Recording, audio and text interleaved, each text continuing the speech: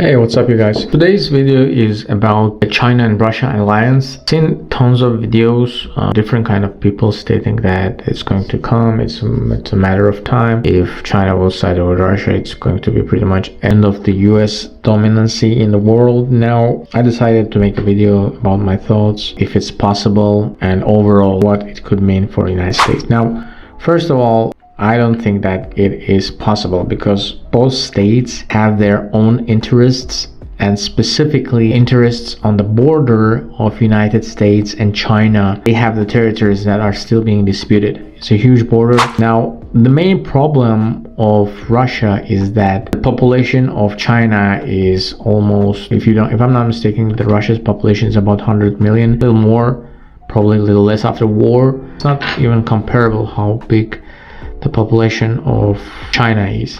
Now, obviously, China have lots of people, and obviously Russia has lots of territory. Although it's like super cold area, not really habitable, but China is really interested in getting more territories, as we can see in the Taiwan case. However, both countries are having a similar interests, especially towards Western world.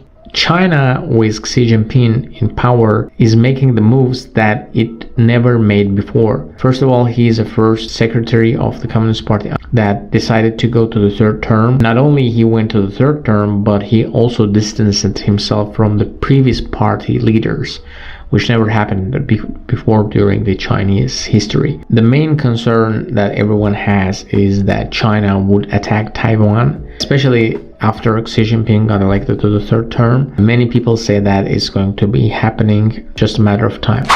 Now, I don't think that it would be in the best interest of Russia. So first of all, we have to understand that Russia is isolated. It pretty much destroyed all the connections it was building for the long years when the war with Ukraine started. They have their money frozen in the banks. They have pretty much all companies withdrawing at the same time from Russia.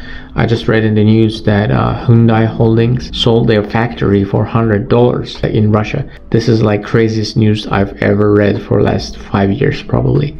Something like this never happened. The only market that Russia depends now is China.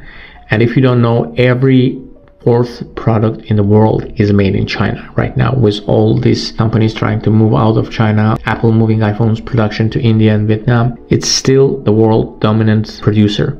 There are also benefits it's not actually a benefit. Russia has to work with China, otherwise they would just go back to the 100 years ago and start using lamps instead of electricity. Now, I'm obviously exaggerating, but this is like very similar to what's going to happen in the real life, because Russia turned to the country that is exporting raw materials, and China is the country that is buying raw materials. Now, there is obviously a mutual agreement. Recently, there was a news that Chinese renminbi yuan became a second traded currency in the world, passing euro, which I think it's not a big deal because most of the time it's going to be trade between Arabic Middle Eastern countries for the oil, neighboring countries, but obviously no one in the United States or say in Brazil buy anything in Chinese money because it's just really hard to convert them, and no one relies on Chinese government to hold those currencies steady. Now, obviously China's benefits is obvious. They need raw materials to maintain their production. Now let's go to the consequences for the United States, how serious it could be. We have to understand that the economy of the United States is based on plain word that Fed says. It used to be that the United States dollar was tied to the gold. It's not the case since Richard Nixon signed the bill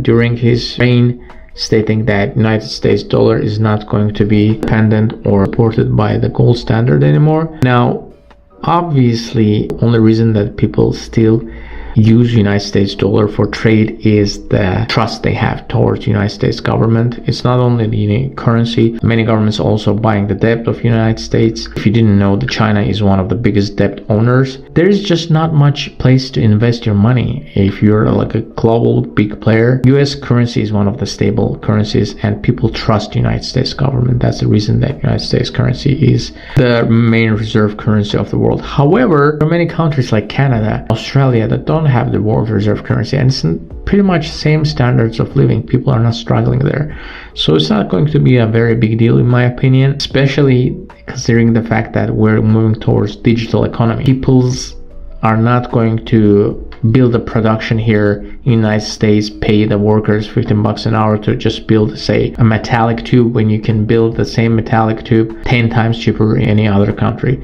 So it doesn't make sense. However, the digitalization of economy, the software products that the United States can offer show that there is a still huge market for United States economy to grow, and it will not get destroyed by China-Russia alliance. Also, considering the facts that both countries have their own interests, sometimes crossing each other, it's really hard, in my opinion, to happen in real life. Russia is really occupied with Ukraine problem that they have.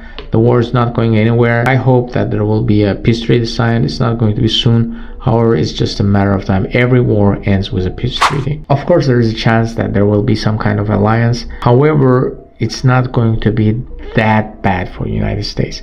Now, many people are predicting that the Chinese economy will surpass the United States in 2014. I really doubt that this will happen. There are several reasons for that. First of all, China has means to produce.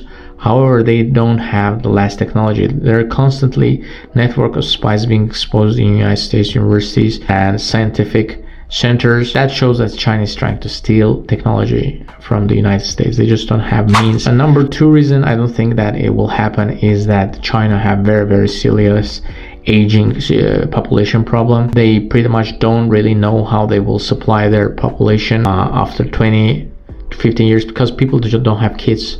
It's a working urbanization kind of population, and working urban population that pretty much are not ready to have kids, and they don't have no one to take care of that aging population. And lastly, there is an issue of trust. People just don't trust enough to Chinese government. I don't think that they have enough credibility, especially considering the fact that the person like Jack Ma, the founder of Alibaba, can just go missing in the midst of the day. So if you guys think that this video was interesting, make sure to comment and subscribe to my channel so that I would know and make more of this kind of videos. Have a good one. Bye.